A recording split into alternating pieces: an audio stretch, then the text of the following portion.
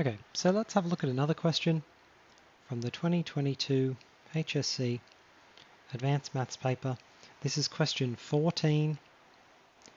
So we've got the graph of y equals k times sine of a times x.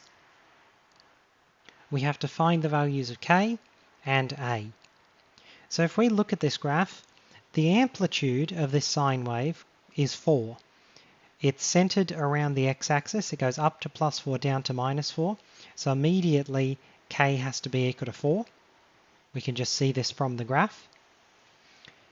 The period of this graph, however, is 6 pi. So the period is equal to 6 pi. And 2 pi over a is equal to the period. So we know that the period is equal to 2 pi divided by this a term.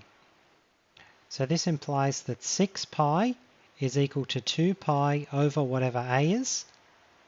We could divide both sides by 2 pi. So divide both sides by 2 pi. This gives us 3 is equal to 1 on a. Multiply both sides by a, divide both sides by 3. This tells us a is 1/3. So we have the k value, so therefore a is 1/3.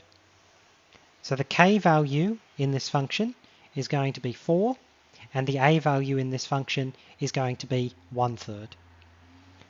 In terms of the marking, if you get one of the two values, this will get you 1 mark. So if you can find the k value or the a value but not the other one, you'll get 1 mark. For the second mark, you need to have both of them. So pretty straightforward if you remember how to read sine and cosine graphs. If you have not memorized the period formula, you can also look at the period here. You can say it's 6 pi. If you remember your basic sine function, the basic sine function's period is 2 pi. And the a term is how many times the function repeats in a 2 pi period. So if you have sine of x, that repeats 1 in a 2 pi period. If you have sine of 2x, that repeats twice. This doesn't repeat once, doesn't repeat 1/2 of a time, it repeats 1/3 of a time because it takes 3 lots of 2 pi to do 1 full cycle. So you can also intuit that the answer must be 1/3 if you haven't remembered the period formula.